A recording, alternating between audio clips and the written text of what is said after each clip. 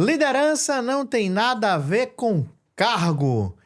E vamos bater um papo incrível hoje com um convidado que é um líder nato aqui em nosso Visão de Valor. Mas antes, se inscreva no nosso canal, curta, comente, compartilhe, mande agora esse episódio no grupo da escola, da faculdade, da firma, da igreja, do inimigo, do amigo, do vizinho, do irmão. Manda pra geral, porque nós vamos ter um papo de gente que fala do que vive e vive do que fala. Estamos recebendo hoje em nossa Visão de Valor o meu amigo Daniel Nobre. Bem-vindo, meu irmão. Muito obrigado, Alberto. Gratidão enorme estar aqui, poder contribuir aí com o seu público altamente qualificado, que a gente sabe que tem poder de influenciar toda a nossa geração, inclusive. Então, me sinto orgulhoso, honrado e espero realmente entregar de coração a todos. Ah, maravilha. E, turma, o Daniel já estava há tempos na minha pauta, mas esse cara, ele tem uma vida, uma rotina, uma logística. Quando eu olho, Daniel tá em João Pessoa. Quando eu olho, Daniel tá em São Paulo. Quando eu olho, Daniel tá do outro lado do mundo. De caraca, tem que encontrar um horário para bater um papo com ele. E, Nobre, me fala aqui, como que hoje você é diretor dos maiores sistemas de comunicação do nosso estado, mas antes disso, você iniciou a sua carreira como advogado, é isso mesmo? Na verdade, Alberto, minha formação acadêmica, eu sou bacharel em administração, né? Comecei ali, iniciei no setor, nas atividades comerciais. As atividades comerciais me levaram aí subir no degrau. Sempre gostei de atendimento ao cliente, sempre gostei de vendas, sempre gostei de estar ali inserido com pessoas. E o direito chegou no segundo momento, aonde eu entendi que precisava ter um conhecimento maior, mais técnico, mais jurídico das relações contratuais. Então, o direito ele chegou ali na minha carreira para poder estar solidificando aquilo que eu já procurava fazer, que era empreender, ter o conhecimento comercial. Então, a gente começou a compreender o que o direito trazia, que era realmente, de fato, as relações contratuais, as relações jurídicas, me trazer segurança onde eu estava colocando os pés. Então, ter a oportunidade de saber o que é o direito do consumidor, ao direito trabalhista, ao direito tributário. Ou seja, o direito, na verdade, ele vai te dando mais caminhos, abrindo mais horizontes. E o direito fez com que eu começasse a subir realmente de nível e de posição. Inclusive até na forma de se posicionar perante o cliente. Então, a administração foi um passo inicial, mas o direito realmente me trouxe uma visão mais clara, mais técnica, mais segurança para ter aquelas relações contratuais com aqueles que estavam fazendo o negócio conosco. E, lógico, a advocacia, ela termina fazendo com que a gente tenha várias habilidades e essas habilidades, ela volta para tudo aquilo que a gente tem carregado dentro do coração, que é vender, comprar, gerir. Então, tudo isso, essas habilidades da advocacia nos trazem. Então, a advocacia, de fato, foi uma porta de entrada, uma janela de oportunidade que eu vi, porque eu precisava realmente crescer na minha carreira e ela veio como uma somatória para a minha carreira, ou seja, de fato foi, de fato é, e o direito ele precisa estar inserido em todas as pessoas que realmente querem fazer negócio e jogar o jogo de quem joga maior. É interessante a sua fala, enquanto você estava falando, estava aqui pensando, puxa vida, quanto que a falta de conhecimento nos coloca em desafios perigosos, né? E como você bem disse, o direito ele é importante para que você possa saber aonde entrar, depois que entra, como sair, e se sair, se soube sair, né, Daniel? Então, você até me deu agora um insight. Por que não trazermos para as nossas formações de venda uma figura do direito básico ali para o empresário, o advogado, o vendedor, perdão, entender exatamente maneiras de ele continuar negociando, continuar vendendo de forma mais segura, não é isso? É verdade. Por exemplo, eu trabalhando em um veículo de comunicação onde a gente tem a possibilidade de fazer vários negócios com todas as áreas das atividades econômicas que você pode pegar aqui de uma oficina de um carro até uma contratação de uma grande empresa multinacional. Então, a gente começa a entender que tem que ter habilidades que você possa conversar olho no olho, porque, de fato, a administração, na verdade, é um back-office. Boa. Né? E o direito, na verdade, vai te dar segurança para você poder ter a habilidade de fechar um contrato com um cliente que trabalha ali com ações revisionais. Você vai ter segurança, por exemplo, de saber quem é aquele cliente que está indo para a tua empresa, porque a gente anuncia o patrocinador e o patrocinador ele pega os nossos telespectadores e vendem um tipo de serviço para ele. Então, eu preciso compreender quem é aquele anunciante que está por trás daquela relação contratual para saber se eu estou fazendo um negócio que seja benéfico para a nossa empresa e para o nosso telespectador ou não. Então, a gente, de fato, precisa conhecer, investigar as áreas de atuação de todos os clientes que a gente traz para dentro da empresa.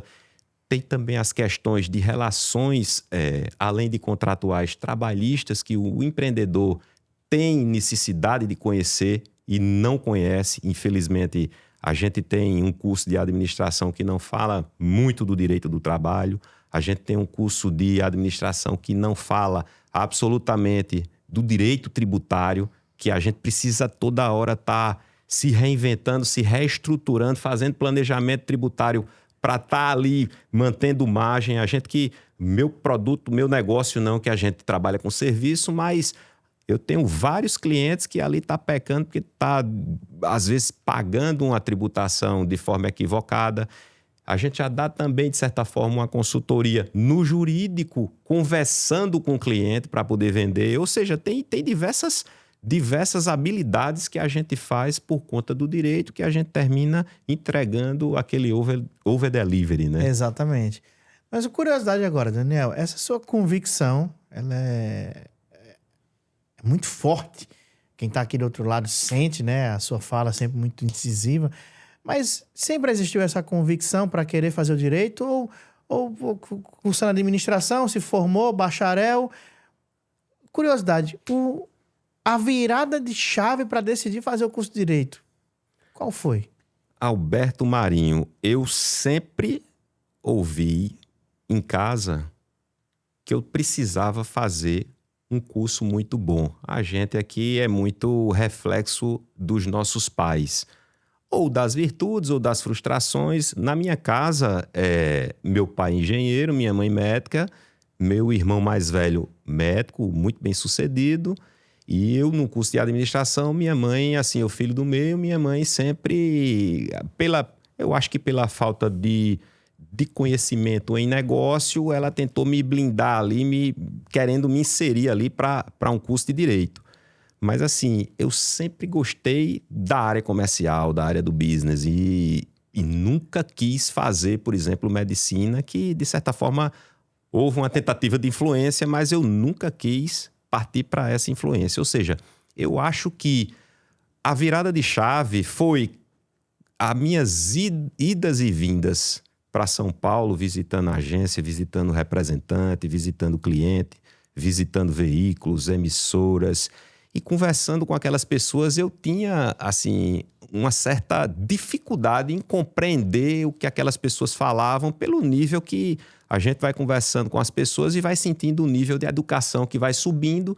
E eu comecei a sentir, de fato, realmente, que aquilo que minha mãe falava fazia total sentido para eu poder também realmente me tornar ali um cara de posicionamento melhor na fala, um cara que conseguisse levar novamente uma segurança para aquilo que eu estou falando. Ou seja, eu acho que foi no decorrer da jornada que a gente foi sentindo que precisava fazer um curso de direito, advogar e sentir na pele, né, o skill do empreendedor realmente para poder de fato ser um executivo, um vendedor, da maneira que a gente queira dizer, um gestor, de fato que conheça os problemas de uma corporação. Então, nessas indas e vindas a São Paulo, eu vi muita gente que tinha conhecimento jurídico, que estava ali na gestão das operações, que às vezes não era um administrador, e muito incentivo com relação a isso. Eu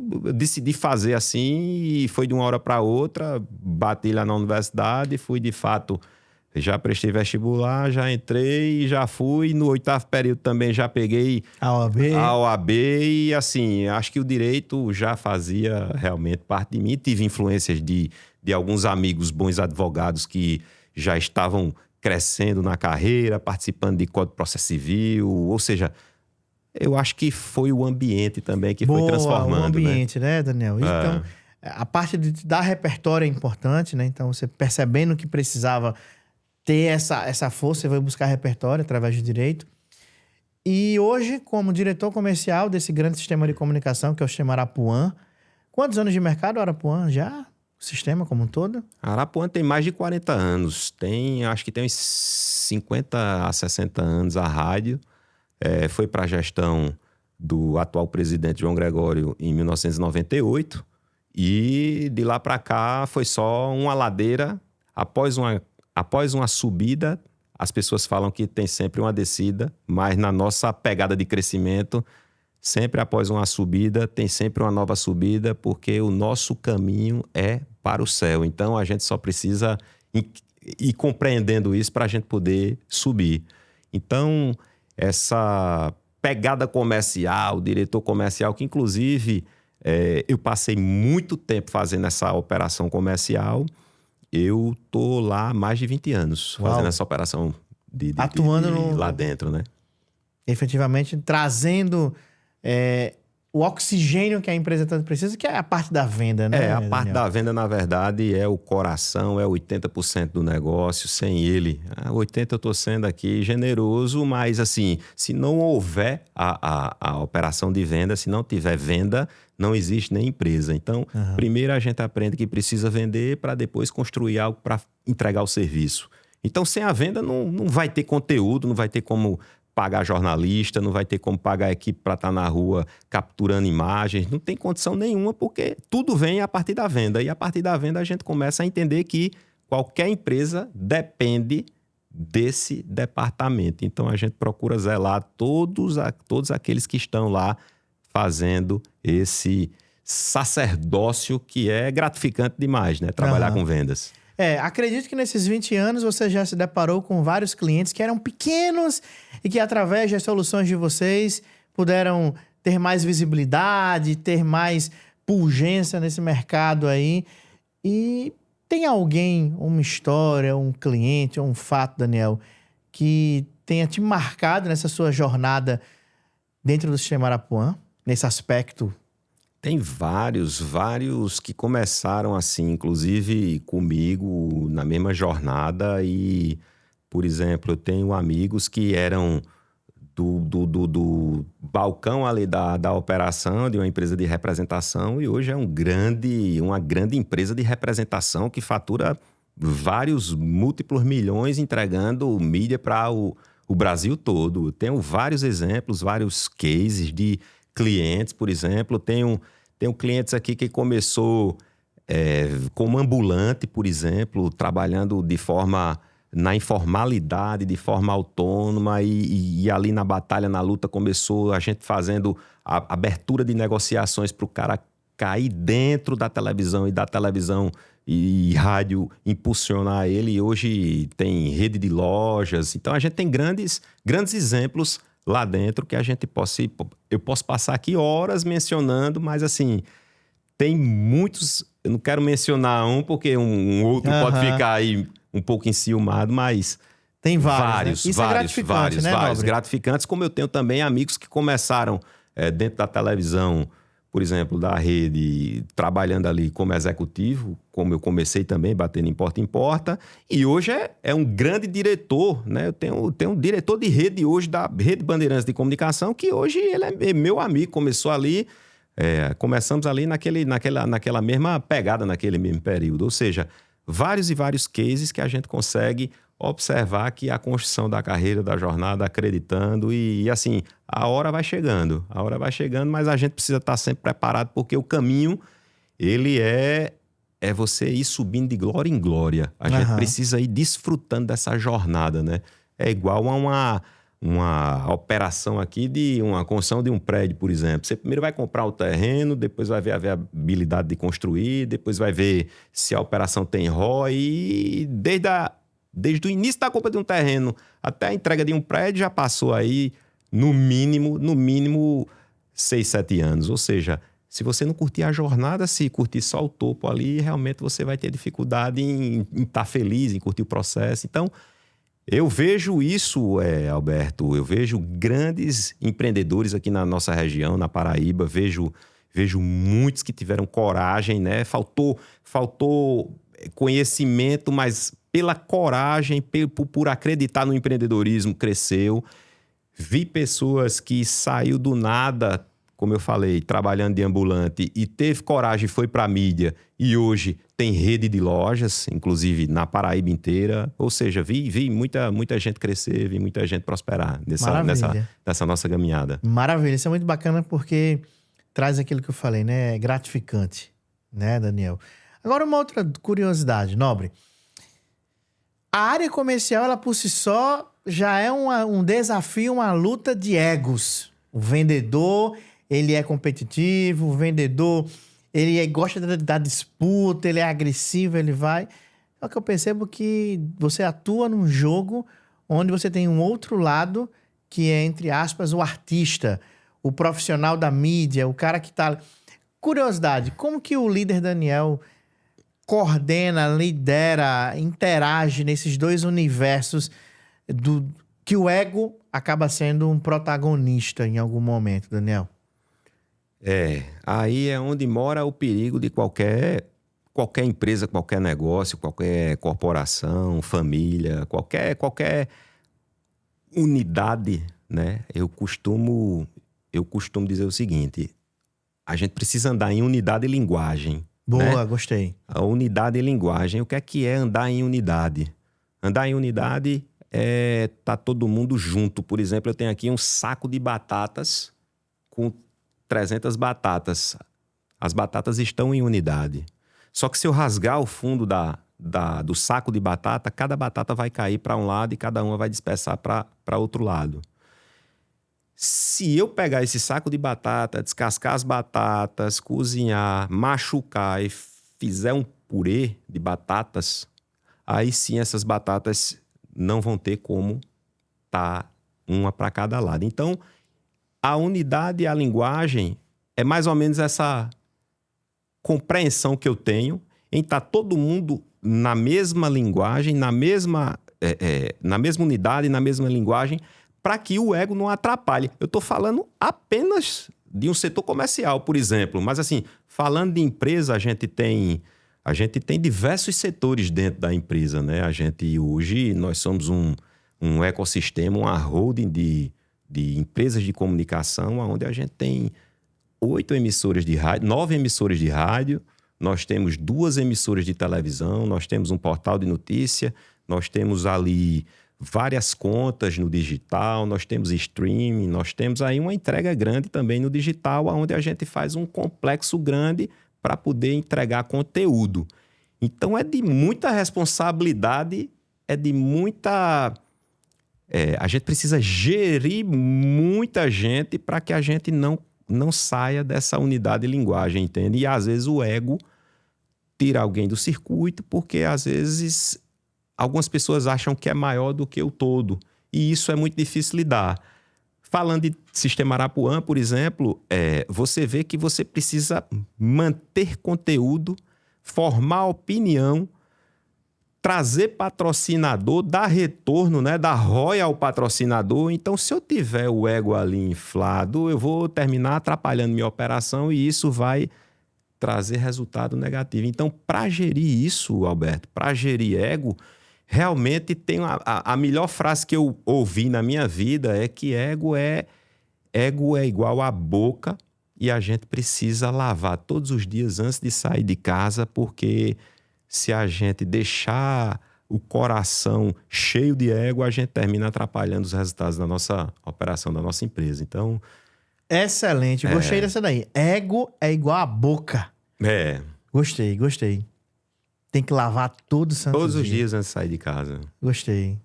Maravilha. Nos últimos 10 anos, o nosso mercado paraibano ele vem crescendo de uma forma muito impulsionado pela construção civil, né? Porém, Eu quero ouvir a tua percepção do nosso mercado nos últimos 10 anos.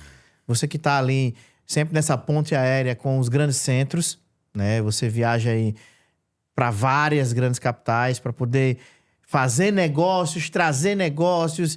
Então, qual é a tua visão hoje, Daniel, do mercado paraibano, cara? Voltado ao segmento imobiliário, eu, assim, tenho certeza absoluta, não tenho um milímetro de dúvida que a gente está vivendo um grande momento aqui em João Pessoa com essa aceleração do desenvolvimento do mercado imobiliário, né? João Pessoa ainda tem um metro quadrado muito baixo, o valor, né? O valor do metro quadrado ainda é muito baixo, pensando no longo prazo, e no longuíssimo prazo tá de graça. Existe aí uma cultura árabe que fala que a gente precisa comprar terra, quem compra terra não erra. O libanês, ele estoca a escritura em cofre e eles nunca erram fazendo isso. Então, eu percebo que João Pessoa, de fato, ela está tendo uma transformação que está no início, né, comparando a outras capitais, e a gente tem, graças ao bom Deus, a gente tem aqui uma natureza enorme que é um grande privilégio. É um presente, né, cara? É um presente de Deus ter uma praia como Cabedelo ali, Camboinha, Tambaú, Zona Sul ali. Tá chegando agora um polo turístico trazendo mais de 12 mil leitos. Ou seja, João Pessoa tá acelerada demais, e toda vez que eu vou para fora e digo de onde eu sou, por exemplo, eu saio do aeroporto, entro no Uber, a primeira pergunta, eu já pergunto, já começo a interagir. Quando eu falo que sou de João Pessoa, as pessoas ficam impressionadas, ficam, o quê, rapaz? Que legal, lá tá muito bom. Ou seja, a gente tá vivendo um momento aí, sem sombra de dúvida, um momento muito, digamos assim, muito pujante para essa segmentação do setor imobiliário. Então, olhando o setor imobiliário como blindagem patrimonial, carregar ativo, fazer com que você cresça em relação à falta de liquidez, porque às vezes você, com muita liquidez, você precisa gerir emoção, e às vezes ali a emoção você toma um caminho errado porque está na liquidez, e na maioria dos casos a gente termina tomando muita decisão. As maiores quebradas são realmente quando a gente está com muita liquidez. Então, o mercado imobiliário, ele te trava ali, ele não te deixa fazer uma negociação muito rápida, porque ele termina blindando teu patrimônio. E assim, eu desconheço qualquer outra atividade ou qualquer outro ativo que seja, no mínimo, a correção da inflação. Eu desconheço. Aham. Ou seja, se você comprar um imóvel hoje, no mínimo a inflação está corrigida, no mínimo o teu metro quadrado ali vai ter uma evolução patrimonial diferente de qualquer... Assim, sem fazer um comparativo, mas a gente precisa comparar o que a gente está... Como investidor, a gente precisa fazer comparações aí também com ativos financeiros. Então, por exemplo, se você faz uma aplicação no ativo financeiro, você vê que o ativo financeiro, às vezes, ele tem uma entrega, mas desvaloriza ali no IPCA, desvaloriza ali com... A gente tem uma taxa Selic muito alta, que é o país dos juros. A gente tem que também manejar os nossos investimentos. E eu vejo que no mercado imobiliário, às vezes, o tiozão que vai lá, compra um terreno, e o terreno, ele espera, não faz nada, cruza os braços, fica lá esperando, ele vai ganhar mais dinheiro do que tu, que tá ali comprando, vendendo, operando, entra numa bolsa, no mercado financeiro, tenta gerar Toma um muito equity e tal, não risco. sei o quê. Quando vê toma muito risco. Quando vê o tiozão lá de braço cruzado, o terreno deu uma hipervalorização, que ele ganhou mais dinheiro do que você, sem ter um pingo de estresse. E isso aí a gente aprende com o tempo, e o mercado imobiliário, com o tempo, ele só cresce. Então, o tempo ainda anda a teu favor. O mercado imobiliário, ele entrega muito isso, e João Pessoa está realmente vivendo esse momento. Tá vivendo esse momento, né, Daniel? Surfando essa Surfando essa onda, maré, né? surfando essa Essa onda. maré. Nos últimos anos também eu percebi que o grupo que você hoje lidera fez alguns movimentos bem estratégicos, né? E o mercado paraibano comentou. Um deles foi a questão da casa de shows que vocês tinham, né? A venda dela, a negociação, e também foi a mudança da bandeira de uma das TVs que vocês têm. E Como que foi para o Daniel, que eu sei que você liderou comercialmente parte, né, boa parte de todas as negociações, tanto da questão da casa de espetáculos, quanto da questão da própria bandeira de TV, posso chamar assim? Sim. Curiosidade, como que é, Daniel, essas negociações? Pode contar alguma coisa pra gente? Os bastidores. Na verdade, eu sou movido por isso, por desafio. Eu gosto de estar inserido desses movimentos, né? A casa de eventos fazia um tempo que a gente deu uma suspendida, focou bastante lá na comunicação, lá no Grupo Arapuã, e cresceu bastante. O Grupo Arapuã começou com a Rádio Sol e hoje eu elenquei aqui todos os veículos. Mas assim, quando a gente voltou para a operação lá de show, entrou logo a pandemia. Então, de cara, travou. Houve um investimento ali de fato para poder fazer uma reforma na casa. Investimentos que, de certa forma, foi um esforço para fazer, porque precisava atender ali o público de forma diferente. O forró que ele vinha desde 1998 lá em Campina, depois chegou aqui em João Pessoa em 95.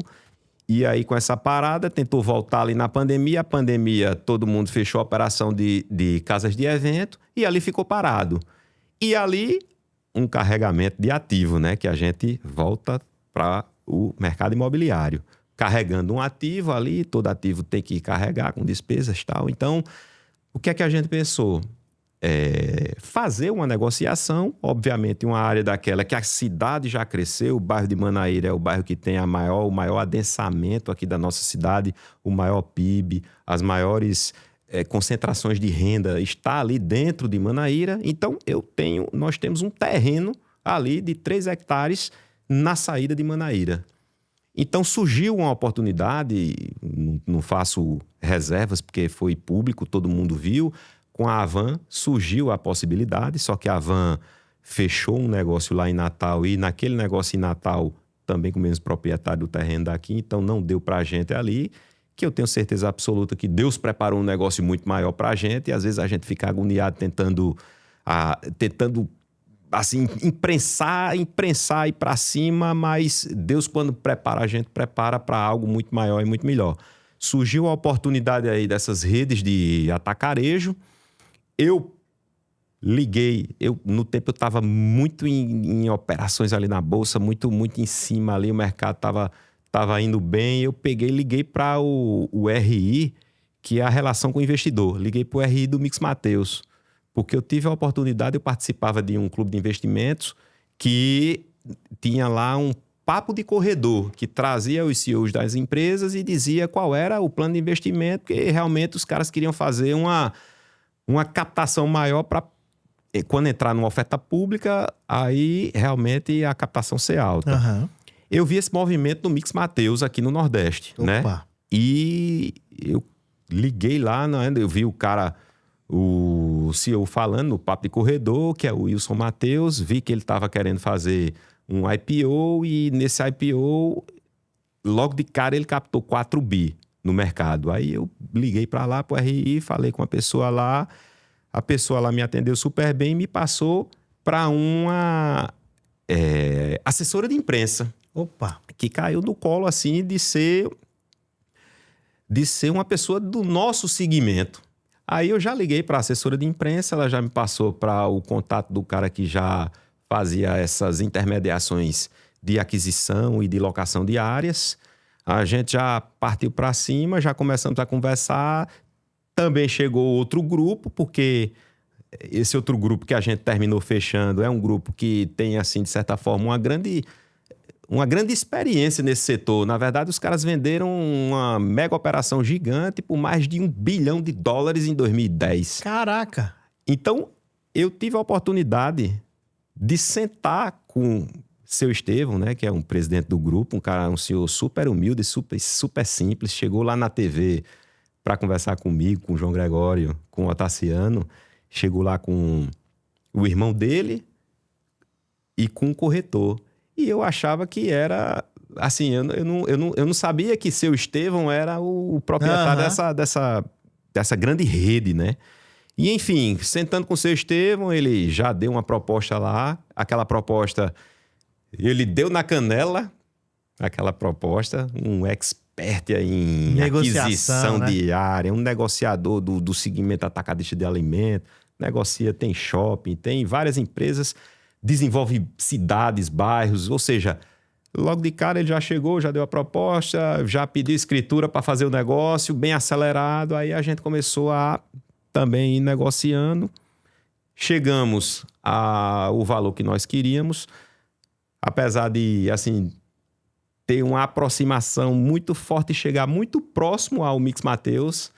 Aí o cara do Mix Mateus chegou e disse: Daniel, eu não vou chegar porque eu tenho uma planilha, não dá para fazer o que você está pedindo, mas a gente vai estar junto. E naquele momento eu não entendi o que era a gente estar junto. Hoje eu entendo o que é a gente estar junto. Hoje eles têm uma joint venture, né? Exato. O Mix Mateus com o Novo Atacarejo. E assim, eles já estavam se desenhando ali. O Novo Atacarejo correu muito forte para dentro de Pernambuco, fechou todas as áreas lá. Tem, acho que, uns 30 supermercados. Perdão. Atacarejos, né? Uns 30 atacarejos. E aqui na Paraíba, o Mix Mateus veio acelerando, mas começou pelo interior.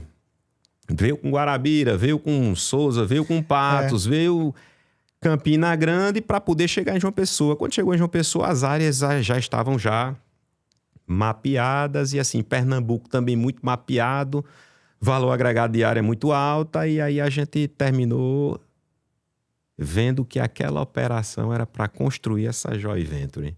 Ou seja, a gente estava ali, negociamos com seus termos, fechamos a melhor proposta e a gente também volta a estar junto novamente. E assim, eu me sinto muito confortável em estar com esse grupo. Maravilha, maravilha. E sobre a mudança quando aconteceu a mudança da bandeira da TV, né? Não sei se o termo que vocês usam é esse, bandeira, né? Perdoe minha ignorância também, né? É bandeira. Perdoe minha ignorância. Mas assim, eu me lembro do dia que um cliente me mandou um print da primeira notícia que vazou, né? Digamos assim, do início ali. Aí quando eu recebi, eu disse, caramba, calma aí. Como é que vai ser isso? Ele vai mudar a bandeira, ele vai pegar outra bandeira, vai ser o quê e tal. E eu me lembro que eu comecei a não te ver mais em João Pessoa, te ver mais pro lado de São Paulo. Poxa, eu vou perguntar isso ao Daniel. Cara, como é que foi, então, os bastidores dessa negociação do Sistema Arapuã se tornando Bandeirantes?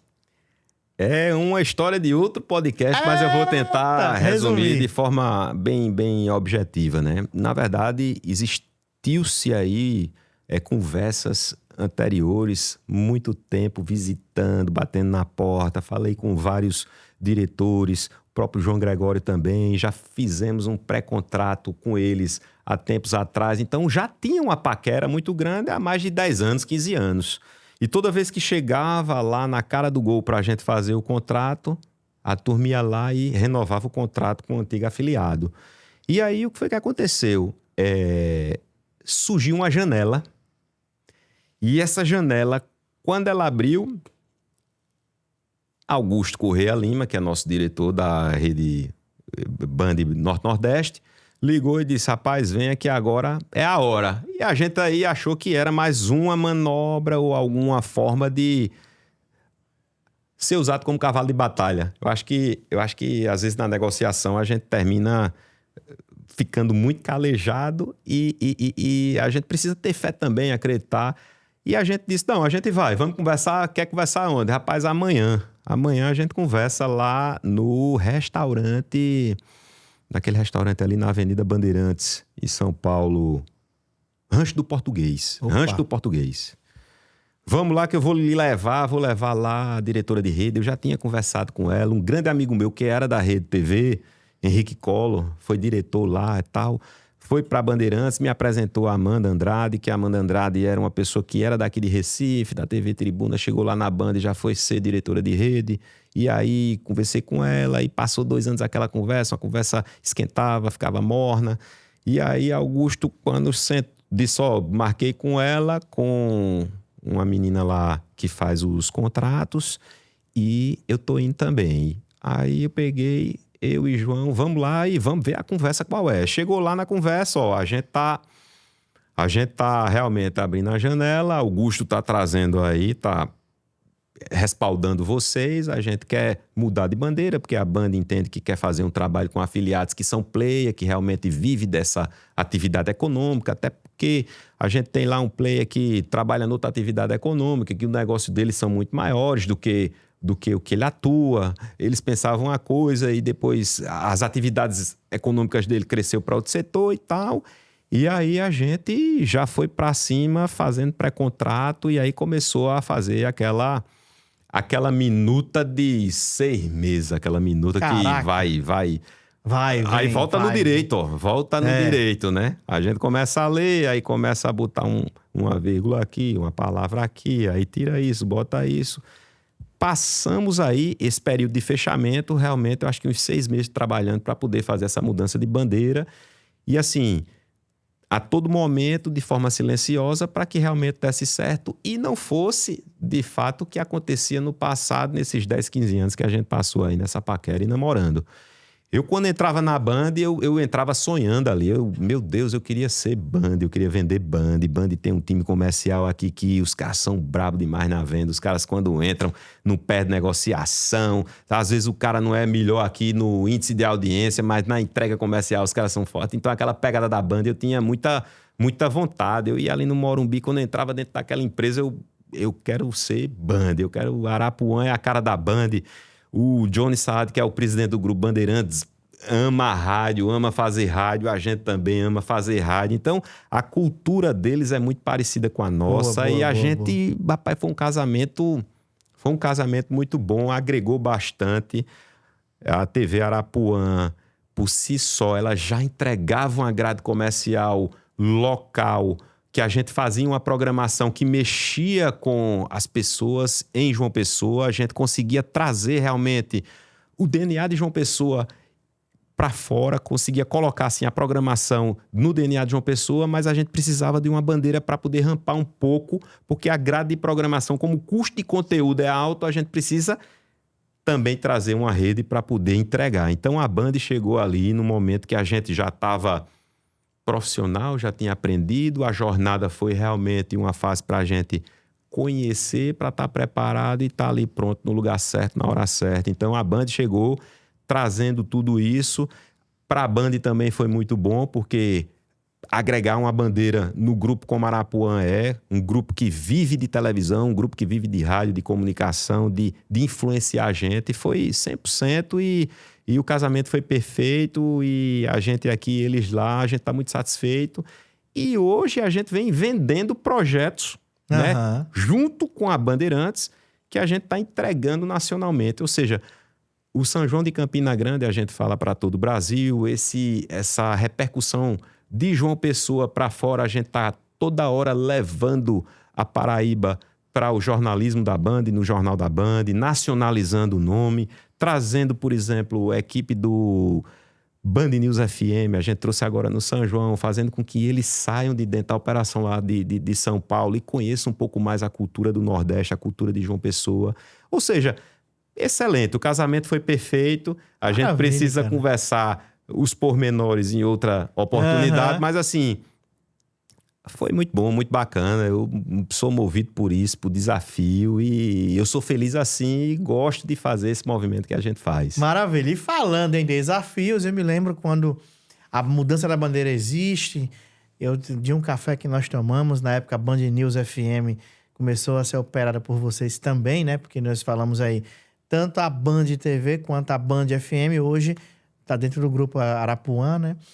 E eu me lembro de um café que nós tomamos que foi ali pelo menos para mim, que estou do lado de fora, poxa, ali que o Daniel virou a chave para ser hoje um comunicador que você também tem se comportado como? Levando através de suas redes sociais conteúdo, levando através dos seus relacionamentos aí também informação.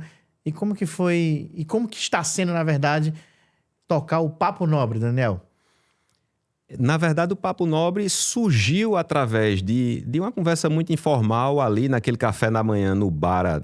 Delicioso aquele ambiente ali para conversar, trocar ideia. E ali fluiu uma ideia muito bacana. Eu tinha feito um vídeo e vou postar e tu dissesse, rapaz, posta, eu acho que é isso, vamos postar. Eu me levantei, fui no banheiro, quando voltei, você já tinha pego meu celular, batizado o nome Papo Nobre e postado. E aí começou o movimento, a turma toda repercutindo aqui no meu celular, repercutindo ali no Stories, ali no Direct. Ei, que massa, bacana, tal. E aí, dessa ideia, a gente já veio trazendo para dentro do rádio, né, da comunicação, e dentro do nosso propósito, que é trazer realmente os líderes de diversos setores empresariais aqui da Paraíba, que a gente quer conversar, que tem muita história para contar, que a gente precisa desenvolver, que a gente tem, assim, de certa forma, que educar aquele jovem que sabe que o caminho é difícil, mas, na verdade, ele precisa também provocar, porque a gente vê que grandes empreendedores, eles vêm do nada, eles vêm com vontade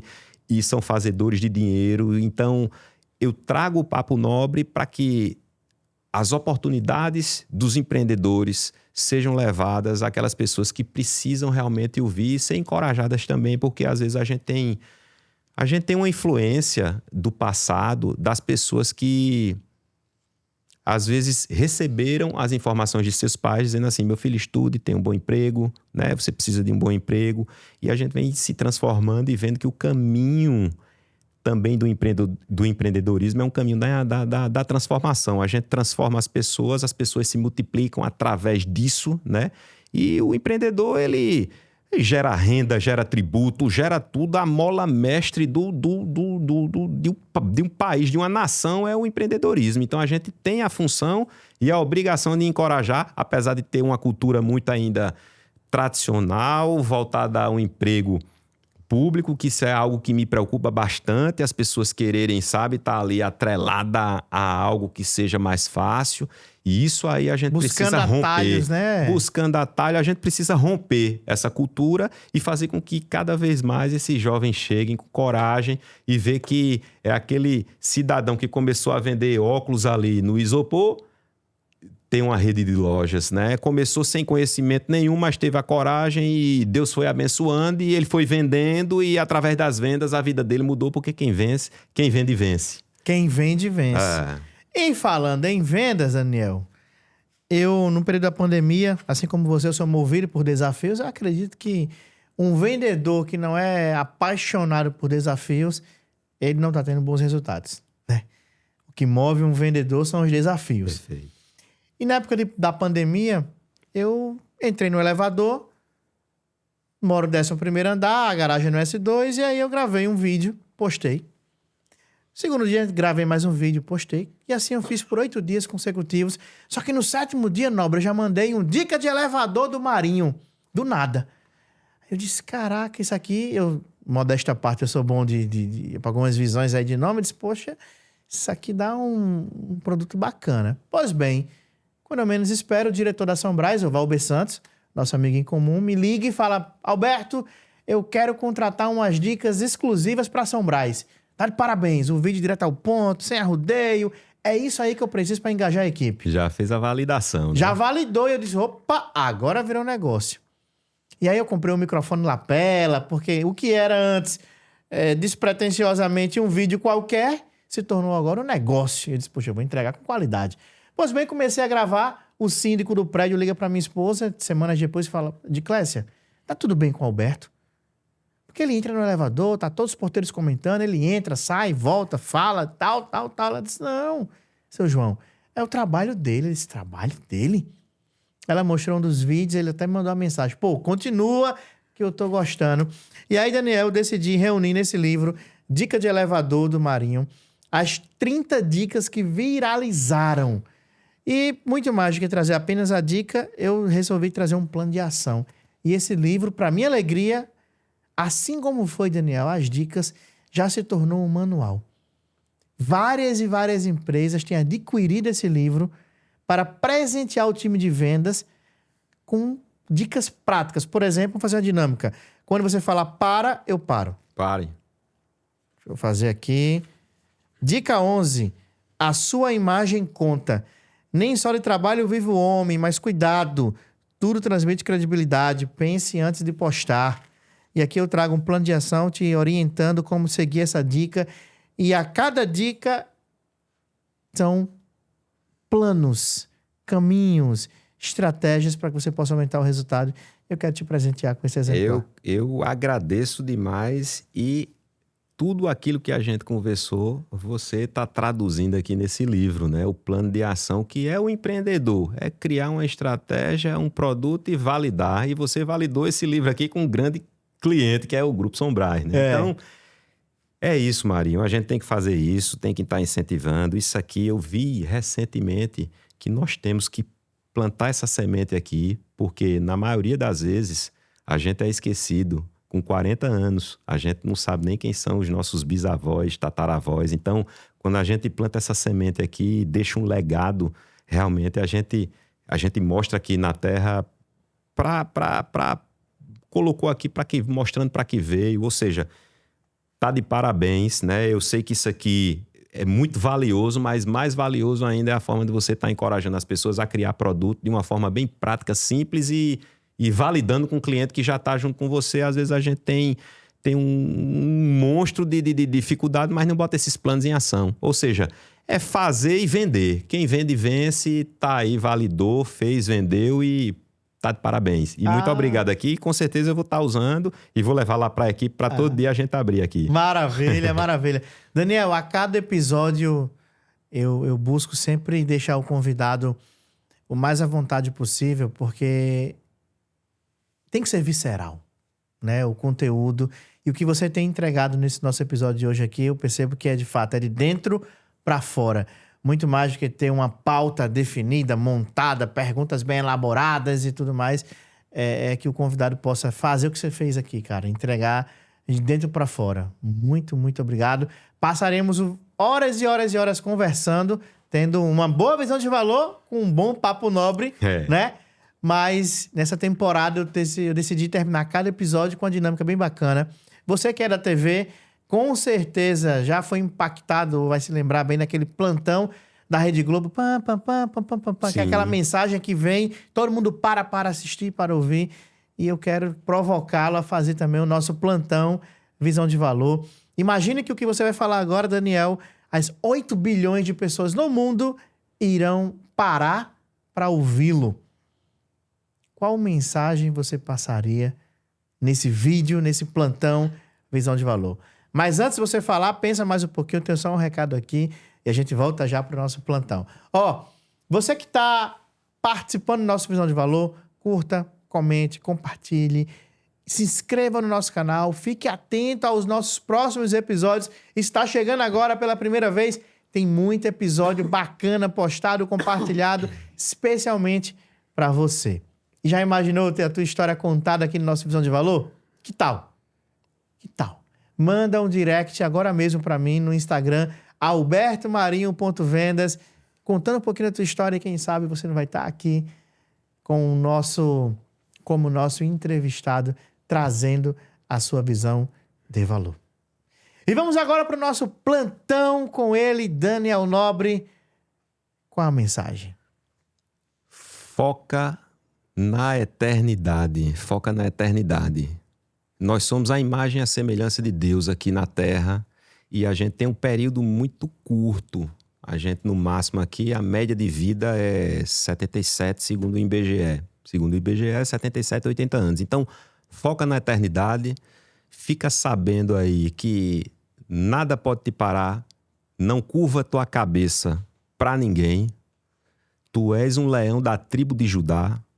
Então, entenda que teu propósito tem que ser cumprido aqui, teu chamado tem que ser cumprido na Terra e você precisa desfrutar, porque o fim é melhor do que o começo. Boa! De arrepiar! Uma mensagem nobre, um papo nobre. Meu amigo Daniel, que Deus o abençoe imensamente. Obrigado mais uma vez por ter encontrado um espaço na sua agenda tão disputada, tão concorrida, para estar aqui conosco. Eu só tenho a te agradecer. Agradeço demais também, Alberto, a toda a equipe aqui que está contribuindo nos estúdios, a todos vocês aí que estão aí investindo seu tempo, pegando informações, conteúdos que são altamente válidos e a gente espera ter contribuído e sentimento de gratidão, irmão, por tudo, pela amizade, pelo carinho, pela parceria, por tudo. Maravilha, os bons se encontram. Ó, e você que acompanhou, fique ligado que os próximos episódios trarão ainda mais visão de valor. Te vejo em breve.